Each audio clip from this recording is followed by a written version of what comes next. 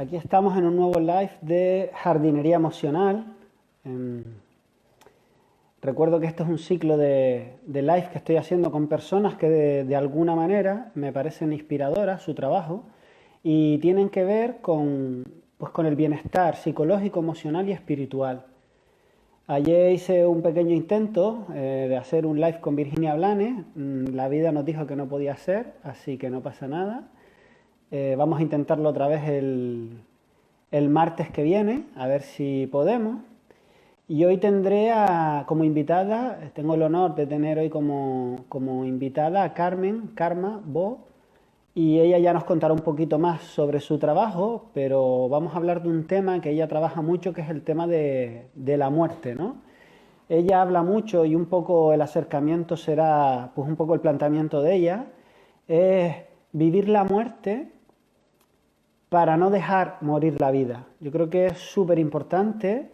Creo que la muerte, si la vida es democrática en algo, en una de las cosas que lo es en que todos nos vamos a morir. La muerte es una experiencia que nos une a todo ser viviente, y es uno de los grandes temas tabú. Se nos habla muy poco sobre la muerte y en general hay muchas creencias y mucho miedo acerca de este tema. Entonces, a ver, espera, tengo por ahí una... Karma. A ver, Karma se acaba de conectar.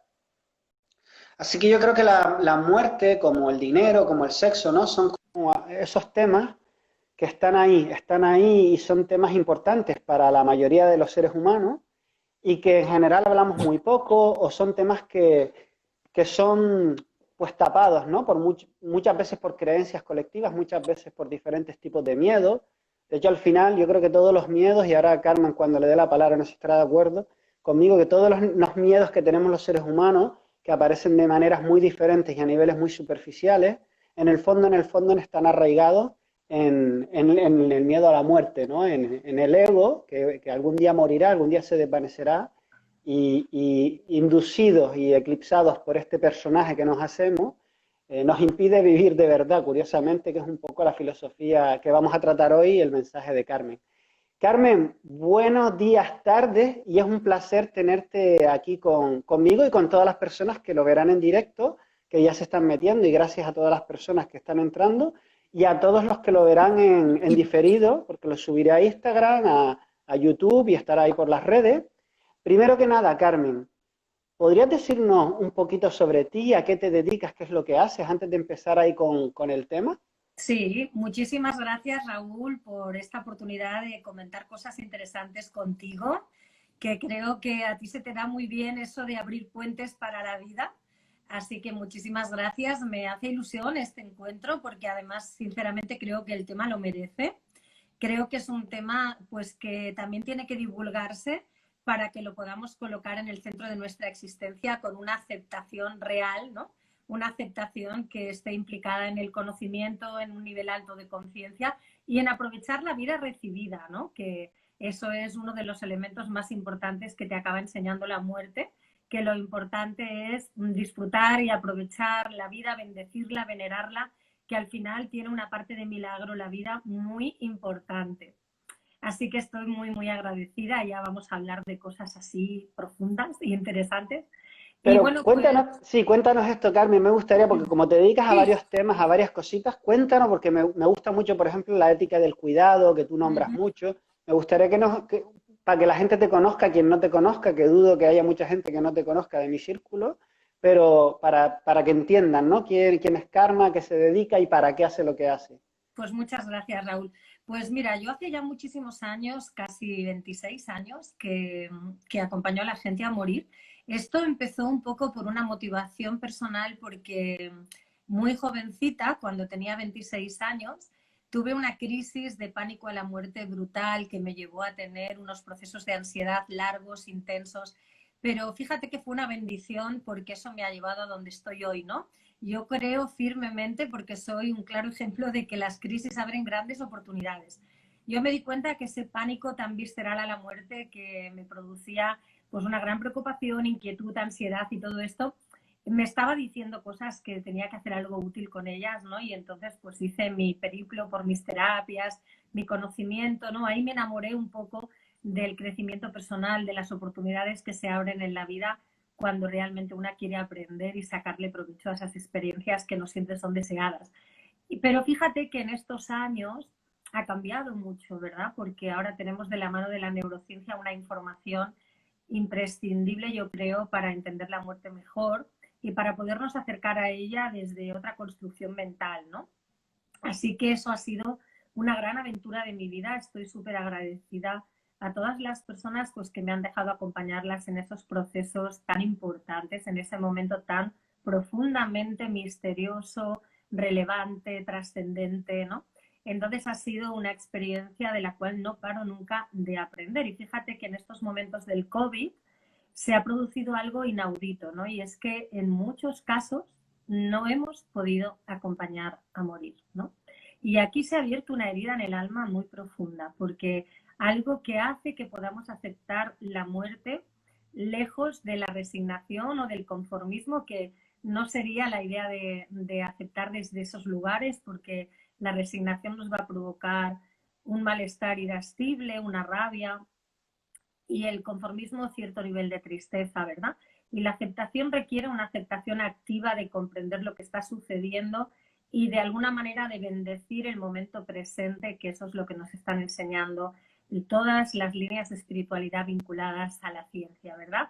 Que si somos capaces de bendecir lo que acontece y bendecir la adversidad, al final pasan cosas inesperadas, ¿no? Como por ejemplo estar en contacto con un campo energético que desde la frustración o la negación no vamos a conseguir. Y así que esa es una de mis líneas de trabajo, ¿no?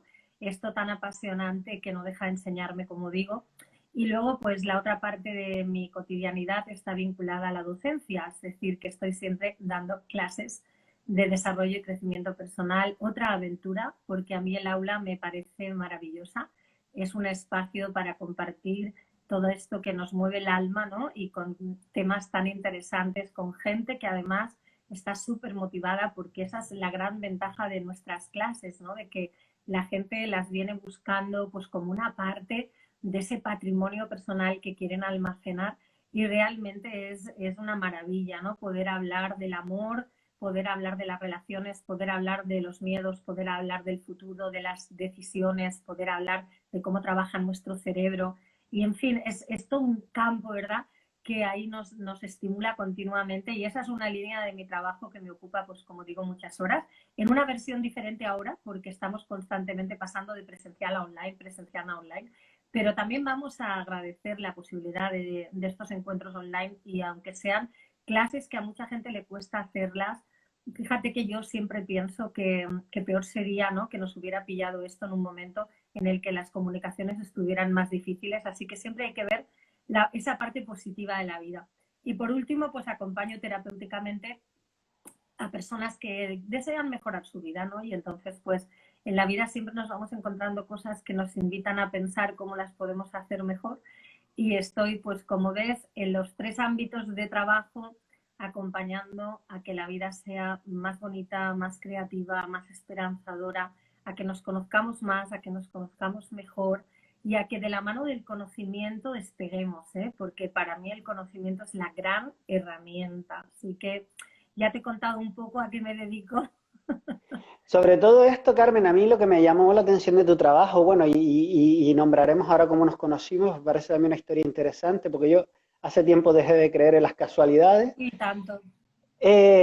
La ética del cuidado me parece un término maravilloso, ¿no? ¿Podrías desglosarnos un poco de dónde sale esta filosofía tuya de la ética del cuidado? Porque además me parece que tú juegas muy bien con las palabras y que eliges muy bien las palabras, paras muy bien a elegir cada palabra que dices. Si nos podrías explicar un poco la ética del cuidado, qué es esto, en qué consiste. Pues mira, sí, yo conocí la ética del cuidado de la mano de Carol Gilligan, que de hecho fue la fundadora de esta nomenclatura, ¿no?, tan importante y que abre tanta diferencia con la ética de la justicia, pues que es la ética de la que presume el patriarcado, ¿no? Y que solo tenemos que asomarnos a la ventana de lo que acontece diariamente para darnos cuenta de que ni es ético ni es justo, ¿no? Entonces, bueno, pues ella empezó a cuestionarse los valores universales, que en aquel momento ella era una persona joven que cuestionaba la realidad, que no la convencía, que no era coherente con lo que ella vivía. y con lo que ella veía diariamente. Entonces empezó a comparar esta ética del cuidado, sobre todo en colectivos pues que siempre salían mal parados desde esta ética de la justicia disque de las sociedades avanzadas y democráticas, que eso todavía es peor, ¿eh?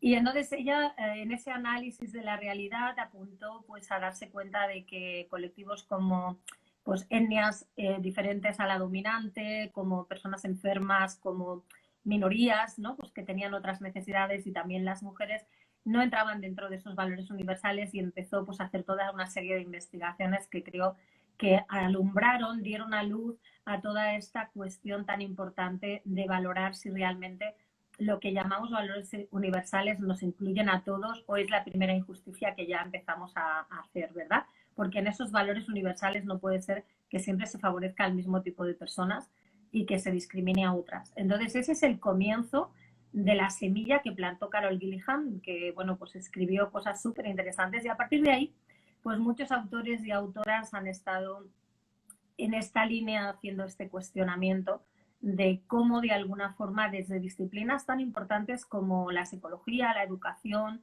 la medicina, no intervenimos desde una jerarquía maltratadora apoyándonos en supuestamente unos valores que están pues consensuados por alguien que tampoco hemos decidido, ¿verdad? Porque esto es lo que acaba pasando con estas cuestiones que están en el inconsciente colectivo, no se sabe quién las decide, acaban siendo un patrimonio de nuestra mente y muchas veces son tremendamente injustas.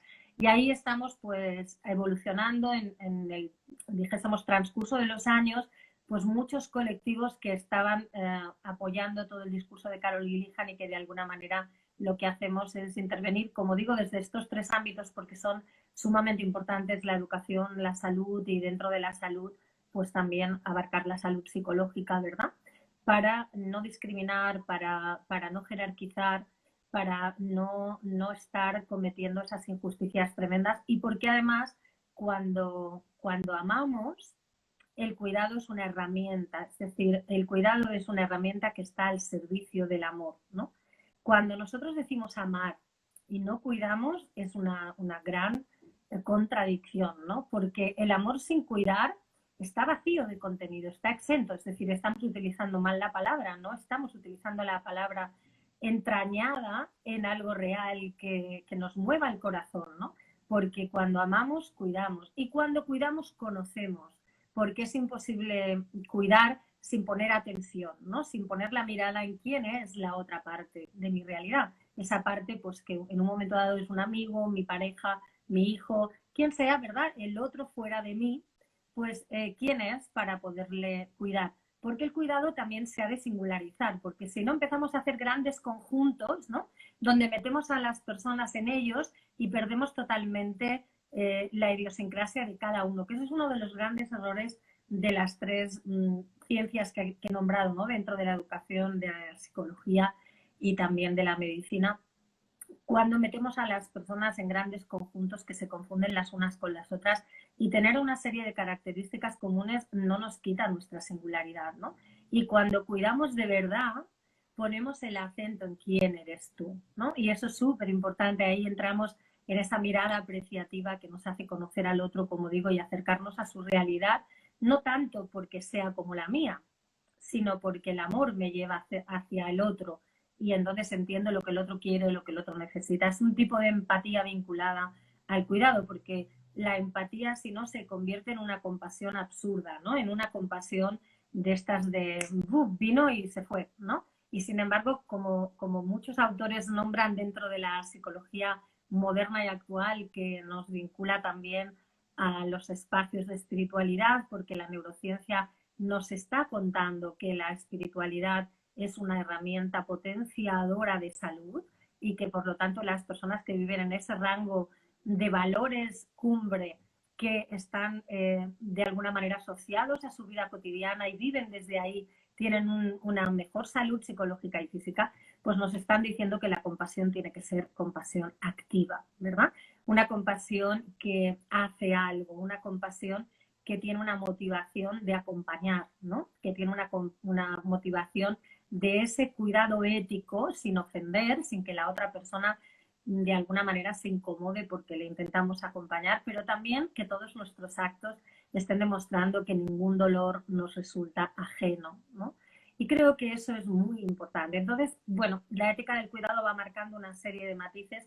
Fíjate que hay una cosa que a mí me gusta siempre destacar en relación a esto, que ha habido una psicología individual, ¿no?, que se ha potenciado mucho a finales del siglo pasado, que nos estaban contando que si tú estás bien, que eso es lo que importa y que, bueno, los demás que piensen lo que quieran, ¿no? Y que tú no tienes que necesitar que nadie te valore porque en realidad te has de valorar tú y con eso tienes que tener suficiente. Bueno, nos han querido convencer de algo absolutamente irreal. El número de la vida es el 2. Empezamos siendo en un cuerpo de mujer, 2 en el mismo cuerpo, y la vida es relación, la vida es compartir, la vida es enseñar, es aprender, y la vida es necesitarnos los unos a los otros porque nada somos los unos sin los otros. Y sin esa visión, todo cambia. Entonces, esta idea de que yo no tengo que necesitar agradecimiento, ni valoración, ni reconocimiento es una psicología dañina, es una psicología que premia un individualismo que nos ha hecho mucho daño. Entonces, yo siempre que explico la ética del cuidado lanzo la pregunta de quién está mal. La persona que se queja de que en sus relaciones no hay estas tres cosas que también son atributos del amor y necesidades para potenciar la relación, el agradecimiento, la valoración, el reconocimiento. ¿Está mal la persona que necesita y echa de menos esto, o lo que está mal es no ofrecérselo a la relación?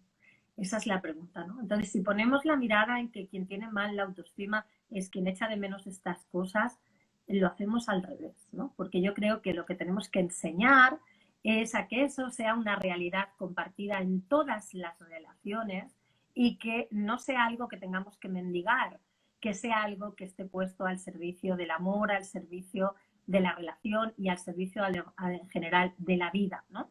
Y yo creo que esas tres cosas cambian de alguna forma toda la energía relacional. Sí, de hecho, Carmen, ¿no? Me decías esto y también, por ejemplo, estoy leyéndome ahora mismo un libro de Deepak Chopra, un autor que me encanta, y bueno, muchas corrientes espirituales hablan de esto, ¿no? Sí. Que el verdadero sentido de la vida es cuando te das cuenta que no hay diferencia entre dar y recibir, ¿no? Y ahí es cuando te cambia la película y dices, que esto no va de cuando viene o cuando va, sino que es lo mismo. El ir y el venir es el mismo movimiento de la vida, como la inhalación y la exhalación que tenemos a cada momento, y es en la completitud de estos dos movimientos, el dar y el recibir, donde la vida está integrada. Vamos, si quieres, Carmen, porque creo que me quedaría hablando mucho rato sobre la ética del cuidado contigo, pero creo que la muerte es lo que nos ha llevado hoy aquí, a este momento. Y quería decir un poco que tú y yo nos conocimos a través de una amiga, Nuria Chiva, que es una pedazo de coach y una pedazo de persona. Y recuerdo que fueron unas jornadas que ustedes montaron junto con las doctoras Luján Comas e Inma Nogués de la Asociación Mary Life, con las cuales también tengo relación y hacen un trabajo espectacular. Y eran unas jornadas sobre la muerte. Y un poco el mensaje era vivir la muerte para no dejar morir la vida. Y una de las paradojas que me encontré yo con mi amigo Guillermo Amor, que estuvimos colaborando con ustedes de voluntarios en esa jornada, fue que paradójicamente, y esto me pasa un montón, y me pasa contigo, me pasa con Inma y con muchas personas que trabajan el tema de la muerte, es que la paradoja que yo me encontré en esa jornada es que llevaba tiempo sin experimentar un lugar donde hubiera tanta energía de alegría, de amor y de celebración. Paradójicamente en una jornada donde se iba a hablar de la muerte.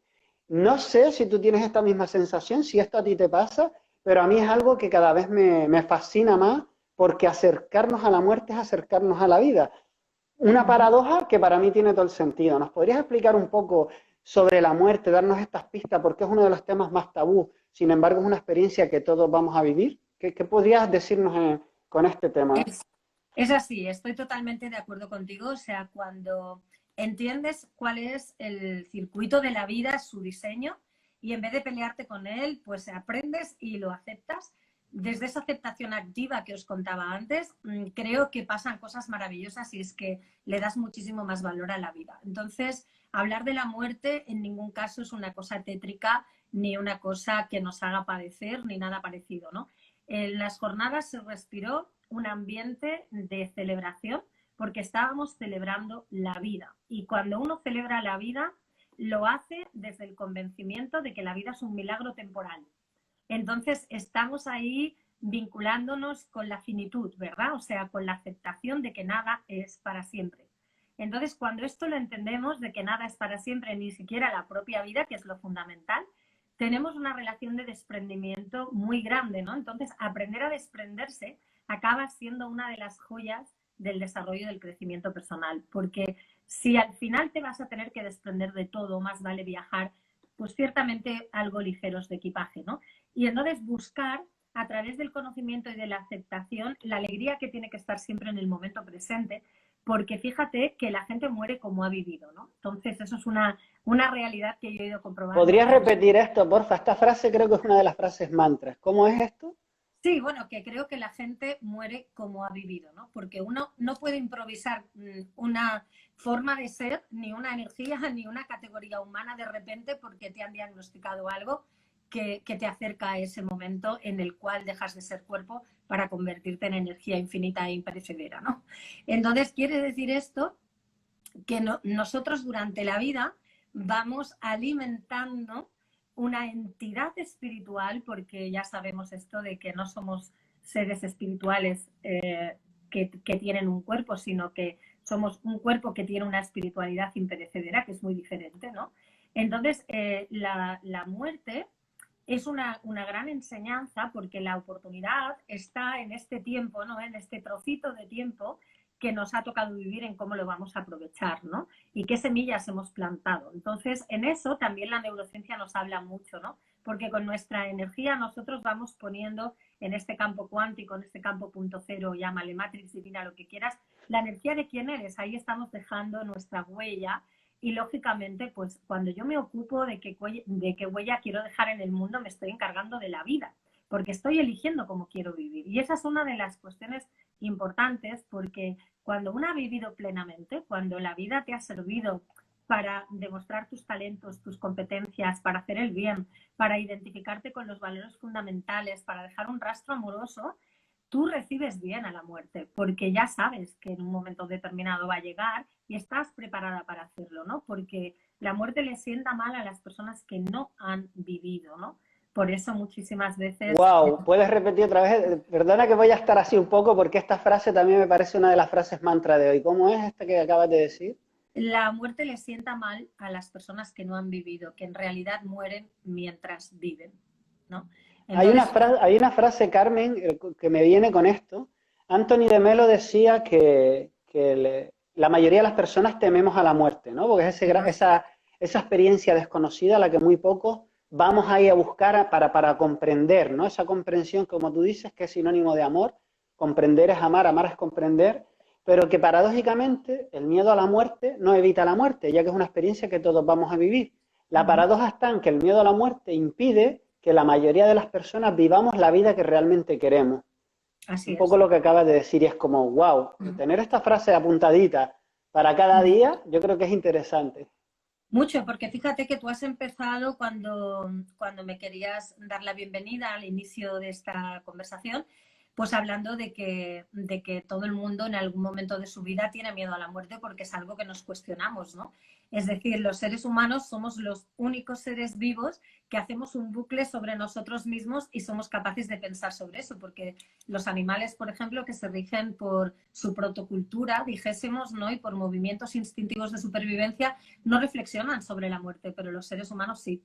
Hay un autor muy interesante que se llama Douglas, que escribió un libro que dice Soy un extraño bucle, que es un científico que en todas sus investigaciones defiende que nunca la mente humana va a ser inferior a una máquina, ¿no? En este discurso de si en algún momento pues tendremos un cerebro cibernético, ¿no? que pueda suplir al cerebro humano, él lo defiende a través de unos postulados súper interesantes, a través de una empatía imperecedera que él explica perfectamente que se queda en el cerebro de las demás personas cuando nosotros fallecemos, porque las personas que nos han amado han respirado nuestra energía, han aprendido a amar lo que nosotros también amábamos, han aprendido cosas que nosotros les hemos enseñado, han aprendido respuestas que nosotros hemos dado, y esa es una pequeña parte de nosotros que se queda en forma de energía en el cerebro de los demás, y por eso cuando recordamos a las personas estamos alimentando esa energía. Y este señor cuenta este tipo de cosas a propósito de la muerte de su esposa, ¿no? Y es precioso lo que explica. Yo creo que hace en el libro una descripción maravillosa de la empatía, porque dice que tiene incorporada un trocito del alma de su esposa Laura en su cerebro, y que de alguna forma eso cada vez es mayor porque él vive a Laura a través de ese recuerdo, ¿no? Es precioso como lo cuenta, porque tenemos la capacidad de pensar sobre nosotros y de reflexionar sobre lo que significaría la muerte, y por eso cuando no la trabajamos a través del conocimiento lo que hacemos es tenerle miedo, cuando la muerte es el gran salto cuántico hacia una conciencia, insisto, imperecedera, ¿no? Y morir mientras se vive tiene mucho que ver con alejarse de quién soy yo, de mis propios deseos, de mi singularidad, de adaptarme o sobreadaptarme a situaciones que no son las que yo necesito, que no son las que yo quiero, que lo que hago no me representa, y empiezo a entrar en una situación de ofuscación mental donde nada me compensa, porque cuando hacemos cosas que no nos representan y no vivo como realmente quiero vivir, realmente lo que me está pasando es que me muero mientras vivo, ¿no? Y lógicamente le tengo mucho miedo a la muerte porque no he vivido todavía, ¿no? Es como, oye, que cómo me vas a quitar la vida si no la he aprovechado, ¿no? Entonces, bueno, ahí psicológica y terapéuticamente, cuando hablamos de los miedos y de la ansiedad, hay 3 bloques, ¿no? El primer circuito ansioso tiene que ver con un estrés que a menudo puede ser práctico o pueden colarse cosas emocionales. El segundo circuito estresor es el pensamiento, que nos montemos historias tremebundas con pensamientos negativos y avanzando miedos, ¿verdad? Que pasarán cosas catastróficas. Y el tercer punto es el estar muriendo mientras vivo porque no me he escuchado lo suficiente para vivir alineada con mis deseos, con quién soy yo, y arriesgarme a marcarme esos retos que realmente le van a dar sentido a mi vida. Fíjate qué importante, ¿no? Luis De Eduardo hecho, Aute, sí, sí, sí. déjame que te cuente esto. Luis Eduardo Aute, en un directo que le vi hace muchos años, entre canción y canción, decía un poema, ¿no? Él decía que eran poémicas porque eran trocitos de poemas chiquitines. Y fíjate, dijo uno que me lo aprendí inmediatamente. Y el poema decía: la vida no dura toda la vida. Lo que dura toda la vida es la muerte. Por eso viviré encantado de la vida para morirme encantado de la vida. Fíjate qué belleza de poema.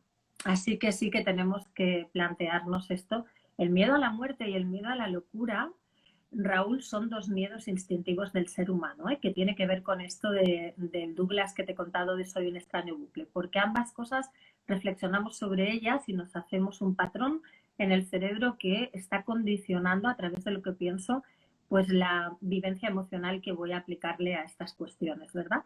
Entonces, según el carácter que tenemos y nuestro perfil emocional, vamos a tener tendencia a ir más hacia el miedo a la muerte o hacia el miedo a la locura, pero son 2 miedos básicos del ser humano. Ambas cosas hay que trabajárselas, ambas cosas hay que proponerse atravesarlas con la ayuda del conocimiento para que podamos evolucionar hacia nuevos campos de conciencia. Y la muerte enseña mucho, muchísimo, ¿eh? Es la gran maestra. Y entonces Claro, te obliga a posicionarte en cómo vives. yo creo que desde el puro nacimiento la vida es un aprender a morir, ¿no? Y Osho también lo hablaba con esta metáfora de inhalar es vivir, exhalar es morir, y en cada día viviremos, o sea, y en cada vida viviremos muchísimas muertes, desde terminar una relación, que te echan de un trabajo, todo esto son pérdidas que experimentamos, que de alguna manera yo, en la infinita sabiduría de la vida, son entrenamientos para el gran final, que el gran final es cuando acaba esta experiencia humana. Y a propósito de esto que tú estabas hablando, lo de la importancia de no vivir, de cuando tienes una mala muerte es porque no has tenido una buena vida, y los estudios de esta maravillosa Bronnie Ware, esta australiana, esta enfermera australiana que hizo una investigación, ella trabajaba con enfermos terminales y les hacía esta pregunta, hizo una investigación con cientos de personas: ¿de qué te arrepientes ahora que vas a morir? ¿Qué harías diferente si volvieras a nacer?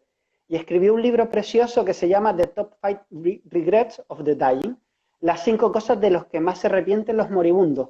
Ya para mí es fascinante porque personas de diferentes edades y diferentes culturas podíamos englobar estas 5 cosas las más comunes, ¿no? O sea, como mira tú que ahí cuando estamos a punto de morir, parece que somos como muy parecidos, que sobre todo salen pues estas 5 cosas. Y las voy a nombrar muy rápidamente porque creo que lo que tú has dado en la clave, ¿no? Tener una buena muerte implica tener una buena vida y es vivir realmente la vida que uno quiere. Y en estas 5 cosas salía, en primer lugar, ojalá me hubiera atrevido a perseguir mis sueños y a llevar la vida que quería y no la que se supone o me decían que. Esto es lo primero, lo que más se repetía. Otra de las cosas es ojalá me hubiera permitido ser más feliz. Y que no nos enteramos que la vida va de esto, ¿no? Pero ahí, qué bueno que esta mujer haga este experimento y esta investigación para que la gente antes de morir nos lo recuerde, ¿no? Ojalá me hubiera permitido ser más feliz. Ojalá me hubiera permitido expresar más mis sentimientos, y aquí la educación emocional, estamos en una sociedad donde la mayoría somos realmente analfabetos emocionales, no estamos en contacto, no hacemos atención a lo que sentimos y no hacemos trabajo para ordenarlo. Fíjate qué interesante esto. Ojalá hubiera mantenido más aquellos vínculos que me importaban en relación a las personas que han entrado en nuestra vida importantes y a mantener esos vínculos importantes, ¿no? Personas que entran en nuestra vida y por las rutinas y las prisas del estilo de vida que solemos llevar, pues las dejamos ahí olvidadas.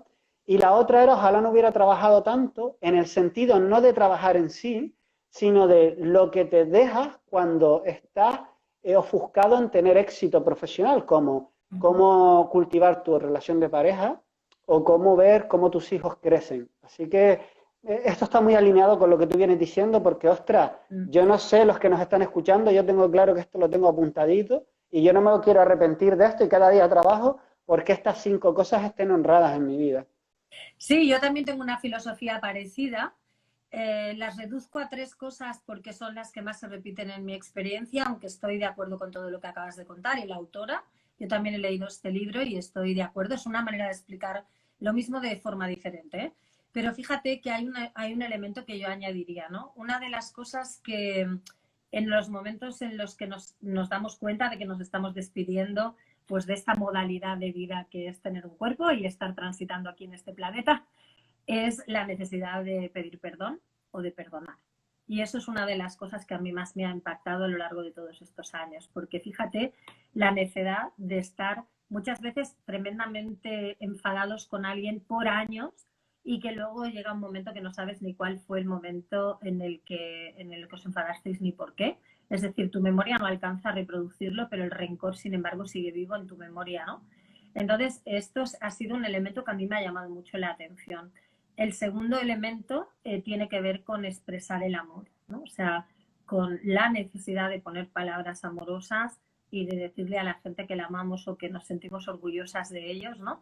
Yo lo he experimentado en muchas personas con las que he tenido el lujo de poderlas acompañar, que han pedido expresamente, pues quiero que venga mi hija o mi hermana o porque le quiero pedir perdón o porque quiero decirle que la perdono, porque a lo mejor pues la otra persona había pedido perdón y una ofuscación orgullosa no me había permitido perdonar y queremos de alguna forma estar en paz con nosotras mismos en ese momento de volar hacia una energía que no le importa nada a esto, ¿no? Que son cosas egoicas de una materia que es absolutamente perecedera y que va a desaparecer. Y es realmente así, ¿no? Entonces, el tercer elemento tiene que ver con lo de morir mientras se vive porque aplazamos demasiadas cosas, ¿no? O sea, nos pasamos la vida aplazando con cierto nivel o de soberbia o de ingenuidad, ¿no? Porque esto de dejar las cosas, ya lo haré el año que viene, o ya lo haré cuando me jubile, o ya lo haré cuando se case mi hijo, o ya lo haré cuando no sé qué, es o soberbia o absoluta ingenuidad, porque tú no sabes qué va a pasar con tu vida, ¿no? Esto también es otra idea muy, muy de nuestra cultura, de andar pensando que nos vamos a morir de viejos. Bueno, o no, los hospitales están llenos de niños que se están muriendo y la muerte no tiene una edad, ¿no? Entonces, esta cuestión, fíjate que es que pone de manifiesto que no somos conscientes, ¿no? Porque si lo fuéramos, yo lo que siento es que no aplazaríamos, de que estaríamos viviendo el aquí y la ahora con una intensidad brutal, porque lo de aplazar, oye, a lo mejor ese tal mañana que tú te estás configurando en tu cabeza solo va a ser una ilusión, ¿no? Porque no tienes ninguna garantía de que cuando te jubiles puedas hacer. Yo he acompañado a mucha gente que recién jubilada no han podido cumplir esos sueños porque han tenido una enfermedad gravísima y han fallecido en poco tiempo. Entonces, esto de aplazar es aplazar la vida. Por lo tanto, para mí eran como los tres pilares, ¿no? O sea, vive como quieres vivir, disfruta, ¿no? Vive la vida en plena expansión y realmente sé tú durante ese camino, ¿no? Y no dejes para mañana lo que puedas hacer hoy.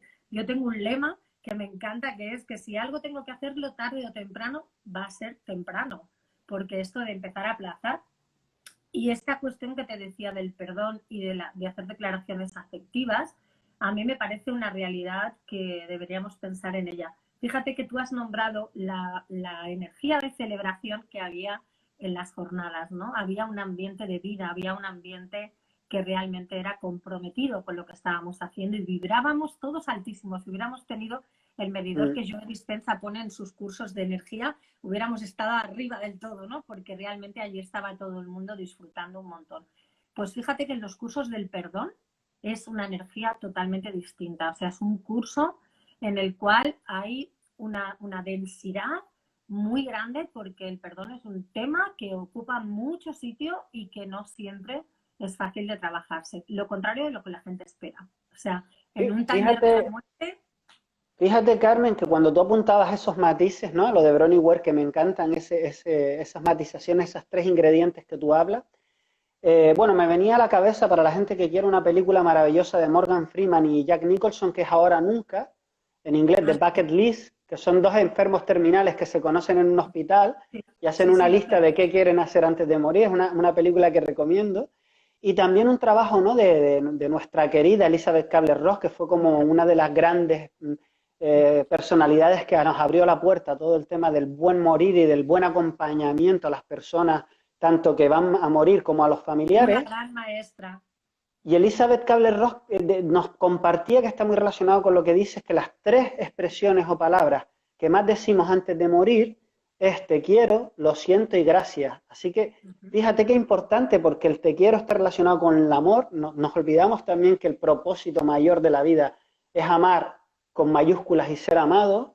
El perdón, la necesidad de quitarnos esos venenos emocionales y estar libres, esa sensación de liberación y de libertad que hay cuando no albergamos estos venenos emocionales, estas malas hierbas, y la gratitud, ¿no? Que tenemos esta cosa aquí dentro en la mente, que como dice el dicho popular, normalmente no agradecemos lo que tenemos hasta que lo perdemos.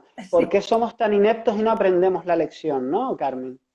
Sí, yo siento que realmente estamos en parvulitos en esos sentidos, ¿no? Menos mal que ahora en toda la cuestión de la psicología avanzada, como te he contado, de la mano de la neurociencia, son cosas que se ponen en primer plano, ¿eh? Porque realmente cuando agradecemos la calibración energética, en cuestión de breves minutos, hemos aumentado o triplicado, porque el agradecimiento es una de las emociones que calibra más alto, ¿no? Igual que la alegría o igual que estar, por ejemplo, en un modo empático o amando, ¿no? Que son las emociones que realmente nos calibran tan alto que tenemos una energía súper positiva y que es una calibración que nos aleja también de las enfermedades, porque cuando calibramos tan alto, nuestro hipotálamo y nuestras glándulas suprarrenales están haciendo otro trabajo totalmente distinto y nos están mandando al cuerpo las hormonas adecuadas, ¿no? Que eso es algo que no debemos olvidar, que hay una conexión entre los campos energéticos de pensamiento, de emoción y de campo más espiritual y trascendente con el cuerpo físico, ¿eh? Y realmente es así, es decir, cuando agradecemos estamos haciendo un gran trabajo terapéutico. Para mí el agradecimiento es una herramienta que le aconsejo en el 95% de los casos de entrada. O sea, vamos a terminar el día haciendo un ejercicio de agradecimiento que enseño con una serie de pautas muy básicas que cualquiera pueda llevar a cabo, porque realmente cuando estamos agradecidos a la vida estamos experimentando un nivel más alto de conciencia. Y esto que tú dices, ¿no? Que apuntaba la maestra Elizabeth Kubler-Ross, pues realmente es así. Son cosas que en los umbrales de la muerte pues pasan, ¿no? Yo noto mucho cuando la persona se ha trabajado la muerte, las despedidas son fantásticas, porque entonces la gente escoge lo que quiere decir, a quién se lo quiere decir, ¿no? Entonces, no sé, a veces hay personas que se lo han trabajado y sacan ahí su cartita y esta es para mi nieta, esta, ¿no? Gente que hace cosas maravillosas con las despedidas, dejando unos mensajes de amor, unas semillas para que crezcan en el corazón de los otros en su nombre, que eso es maravilloso, ¿no? La propia Nuria Chiva, de la que tú hablabas antes, que para mí, aparte de que sea una estupenda coach, que lo es, para mí es un amor de persona que la tengo metida en mi corazón porque es mi amiga con la que trabajo y a la que quiero. Ella cuenta una historia que la contó el día de las jornadas de la muerte de una profesora suya que se murió, que además tenía un nombre muy significativo que se llamaba Milagros, y la señora grabó un vídeo porque estaba enferma para despedirse de sus alumnos, ¿no? Y entonces, pues cuando ella había fallecido, los convocaron a todos para poner el vídeo de la señora y la señora, aparte de lanzar mensajes potentísimos, les hizo brindar por la vida, ¿no? Fíjate que te lo estoy contando y se me ponen los pelos de punta, pero fíjate qué manera tan hermosa de despedirse, ¿no? O sea, iluminando el momento en el que te vienen a despedir con una energía de amor y diciendo, oye, Mira, Nuria brindar por la vida. nos está escuchando Nuria, Carmen.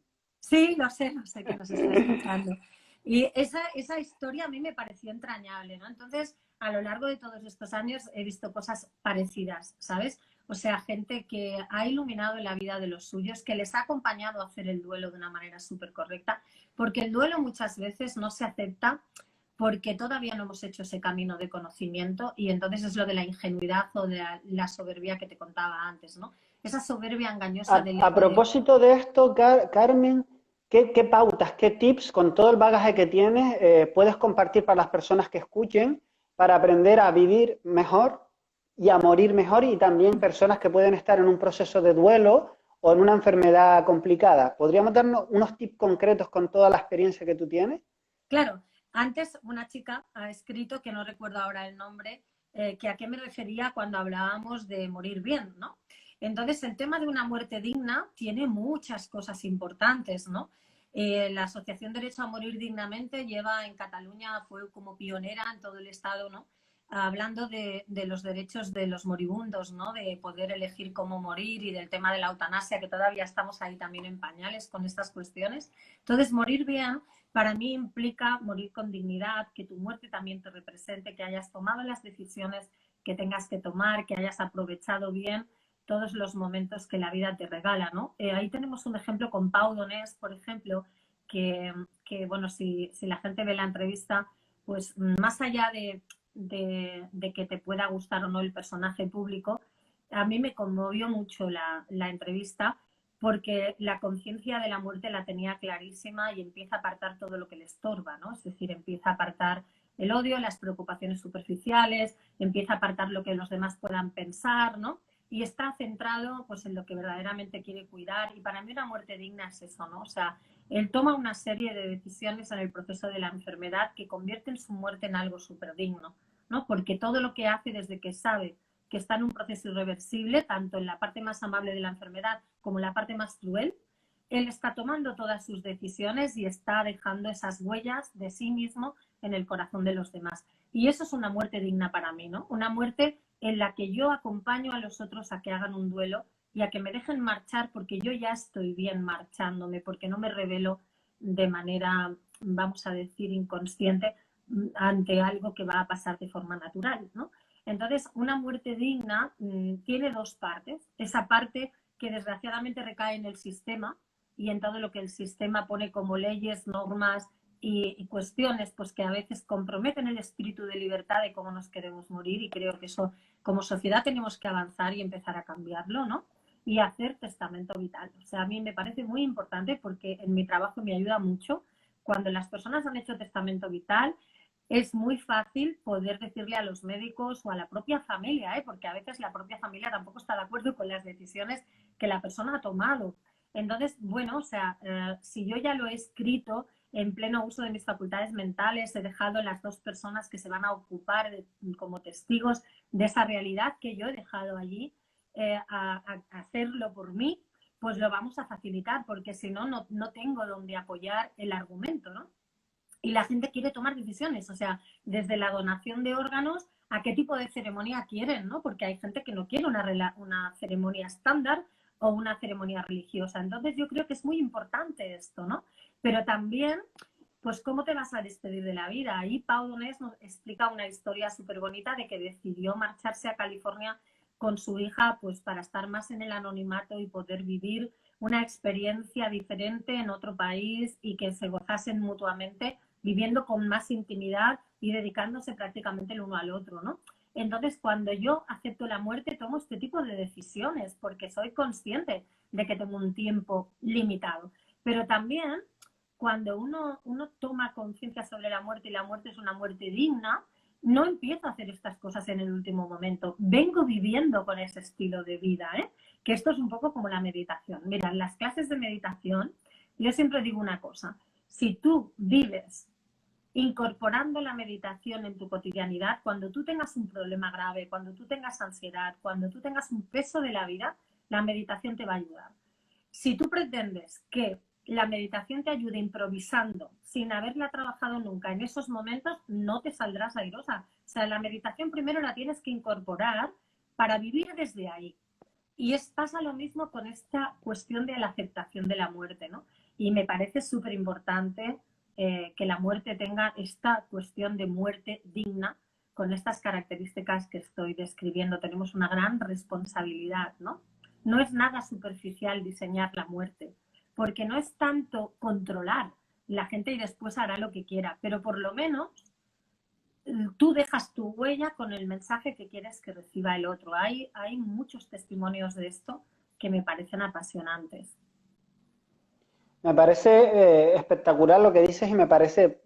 Hay una película, ¿no? Capitán Fantastic, que es muy graciosa, ¿no? Porque hay un dilema, lo que tú dices, entre la familia de la chica que muere y la familia que es el marido y los hijos. Y no sé, creo que muestra como un dilema que tú planteas muy interesante porque de alguna manera su familia, los padres no respetan el proceso de muerte que quería ella, ¿no? Y entonces ahí hay un conflicto grande y bueno, pasan cosas. Además, me parece precioso cómo se resuelve con ese guiño al humor, ¿no? Que siempre está presente. Pero como decía Osho, la vida es una gran broma cósmica y Sí, nos la podemos tomar de muchas maneras, pero quien se la toma así, yo creo que al final le gana la partida, ¿no? Como decía Wayne Dyer, al final somos un suspiro en la eternidad y cómo vivimos ese suspiro sí que depende de nosotros, la calidad de nuestros pensamientos, de nuestras decisiones y yo creo que lo que apuntas tú y casi toda la gente experta en este tema es qué pena que te llegue la hora cuando no has vivido realmente, ¿no? Ese yo creo que es una de las peores muertes que uno puede tener y eso es el morir mal que tú decías, ¿no? No sí, haber llevado la vida que realmente uno quiere, que alguien lo preguntaba por ahí, ¿qué es morir mal? Pues no haber sido fiel a ti mismo, no exacto. haberte planteado las cuestiones profundas. Claro. ¿Cuál es tu legado? ¿Qué es lo importante para ti? ¿Y qué es lo que realmente quieres hacer? Como dice Gandalf el Gris a uno de los hobbies en la película Señor de los Anillos, todo lo que tenemos que decidir es qué hacer con el tiempo que se nos ha dado. Y yo le pongo la coletilla, y no sabemos el tiempo que se nos va a dar. Exactamente. Sí, sí, yo siento que ahí ese es el gran reto, por eso hay que vivir el presente, ¿no? Esta frase pues tan socorrida, ¿no? Que todo el mundo sabe del aquí y del ahora, no cobra ningún sentido si no te la aplicas, porque cuando entiendes esta filosofía de la muerte que estamos hablando ahora, es cuando encarnas en tu experiencia que el aquí y el ahora es lo único que realmente tienes, porque el mañana es un espejismo, es que está en tu cabeza, es una ilusión, pero no tenemos ni idea, ¿no? Entonces, bueno, creo que lo que tenemos que hacer es disfrutar del momento presente de esta forma consciente que todo nos represente y que tomemos decisiones pues con la mayor plenitud posible y en libertad, ¿no? Y es Una cosita, porque nos quedan 10 minutos y me gustaría también que hablaras de tus redes, dónde te pueden encontrar, pero antes de eso, para sí, personas que estén ahora mismo enfrentando el tema de la muerte o con mucho miedo sobre ese tema, en algún proceso de duelo, uno o dos títulos de libros que tú creas como referente. Por ejemplo, yo, todo lo de Elizabeth Kubler-Ross, para mí es maravilloso, pero algo algún título, algún libro especial que tú digas, este libro es potente, para los duelos, ¿te refieres? por ejemplo, o para indagar más en el tema de la muerte con una mirada más holística, más espiritual. Yo trabajaría en la parte científica de la muerte, ¿no? O sea, todas las cosas que son aportaciones muy novedosas. Y a mí se me ocurre recomendar el libro de la doctora Luján, Luján Comas, que se hace la pregunta de si la muerte existe, ¿no? Que lo escribe con Angie Carmelo, que es un libro súper fácil de leer y que siento que es un libro muy importante, sobre todo para las personas que no están muy bregadas con este tema, ¿no? Porque entonces te da pues como muchas pistas la nueva forma de entender la muerte. Yo siento que tenemos que actualizar esto porque fíjate que la muerte y la espiritualidad no se pueden separar porque estamos hablando de un movimiento de conciencia que esa sí que es finita, imperecedera y que sí que es una conciencia que compartimos. Porque cuando somos energía después de haber abandonado el cuerpo, sí que tenemos una energía común. Entonces, ahí entiendo que tenemos que aplicar todo ese conocimiento y buscarlo, ¿no? Porque desde el escepticismo o desde la ignorancia no vamos a adelantar nada. Es decir, que el reto que nos está marcando esta nueva era, que viene cargada de incertidumbre, es el que a través del conocimiento, dejando de lado ese escepticismo que no nos ayuda, busquemos una información fiable, ¿no? Y este libro, en forma de pregunta, ¿existe la muerte?, de la doctora Luján Comas y Angie Carmelo, es un muy buen libro. Y luego, pues podemos bucear en otros libros de Elizabeth Kubler-Ross que habla sobre la forma de hacer los duelos y que creo que también nos pueden enseñar mucho a entender que todos los duelos nos llevan a aprender a desprendernos, pero que eso no es un aprendizaje que tenemos que esperar a que venga de la mano de la muerte de un ser querido o de la propia. Tú antes has nombrado que la vida es una sucesión de pequeñas pérdidas. Entonces, trabajarnos la frustración ante pequeños duelos que no son importantes y cogemos unos berrinches tremendos, aunque nos parezca que está muy alejado de la muerte, estamos hablando de pequeñas muertes de tu ego, de pequeñas muertes de los sueños o de pequeñas muertes de realidades que ahora tienes y un día dejas de tener, porque la relación... Son los primeros exámenes, Carmen, ¿eh? Uno va a parvularia, después a la guardia, no, pues esos son los primeros exámenes hasta que llegue el doctorado, que es cómo afrontar esta última respiración, este último suspiro. Así que, ¿no? Claro. Yo siempre lo veo así, como esos exámenes. Sí, entonces hay que leer cosas como las cuestiones espirituales de Wayne Dyer, ¿no? Que en sus últimos años profundizó mucho sobre el tema de la espiritualidad y yo creo que es un autor que nos marca mucho toda la línea espiritual de aceptación hacia la muerte y luego pues el libro tibetano de la vida y de la muerte me parece de cabecera, sinceramente. Buenísimo. El libro tibetano de los muertos, ¿cómo es el libro? El libro tibetano de la vida y de la muerte. De la vida y de la muerte, buenísimo. Oye, Carmen, que ya nos quedan pocos minutos, ¿dónde te puede encontrar la gente? ¿Dónde puede enterarse de lo que haces, de tu trabajo, conocerte mejor? Muchas gracias. Pues mira, me pueden encontrar en Instagram, que creo que eso ya lo has puesto tú, ¿no? Como Carmen Bo, y luego en mi blog, carmenbo.com, en donde siempre cuelgo todas las cosas que hago, pues las conferencias, los cursos, los seminarios. Allí está un poco mi presentación que explico montones de cosas, que hay cosas sobre la salud, sobre los aceites esenciales, sobre las herramientas que yo utilizo para trabajar y también sobre la ética del cuidado de la que hemos comentado y por supuesto pues en las clases, ¿no? Que ya te he contado antes que es uno de los pilares de mi vida y que hago cursos de todo tipo, entre ellos un par o 3 veces al año cursos sobre la muerte y eso es súper interesante. Ahora estamos en unas condiciones más limitadas, ¿no? Con el tema del COVID, pero nosotras estamos haciendo los cursos igual porque justo con Merry Life, con las doctoras Luján Comas y con Inma Nogués hicimos un online este año en el mes de julio creo que era, y también pues se apuntaron muchas personas y lo hicimos perfectamente, es decir, era una modalidad más discreta que la que hicimos el día que tú viniste, porque allí éramos 100 personas disfrutando de la vida y que lógicamente eso lo echamos de menos, pero la modalidad online también nos sirvió. Entonces me podéis encontrar en estos lugares, ¿no? Buenísimo. Yo te agradezco mucho esta oportunidad porque... Pero antes de terminar, mira, tenemos 6 minutos, Carmen. Venga, vamos a aprovecharlo. Un mensaje antes, ¿eh? Con todo ese bagaje acompañando a personas a morir, personas en proceso de duelo, regálanos tu última perla, venga, va. Venga, pues voy a regalaros 2 perlas que todas mis alumnas se saben de memoria, pero que creo que son esas cosas que siempre hay que recordar. Una es que ni el dolor ni el conocimiento dejan la vida como se la encontraron. Ambas cosas transforman la vida. Yo esto lo aprendí de la mano de María Zambrano, que es una filósofa para mí entrañable, muy importante, que me ha enseñado mucho en su libro Los claros del bosque. Y es como, bueno, he leído todos sus libros, pero en concreto en este me acuerdo que me dio una sensación de expansión de la conciencia brutal, ¿no? Entonces, esta idea, fíjate, que hoy en día es la que defiende la ciencia, ¿no? Porque el dolor es una energía de movimiento y el conocimiento también. Entonces, cuando las unes, resulta que pones el conocimiento a favor del dolor y haces otro tránsito totalmente diferente. Es una de las cosas que Buenísimo. es muy A mí importante. una metáfora con esto siempre me gusta, ¿no? Ver la vida como una maestra, o sea, y la naturaleza. La Total. naturaleza nos enseña que de la mierda, de la caca de la vaca, se puede transformar en abono.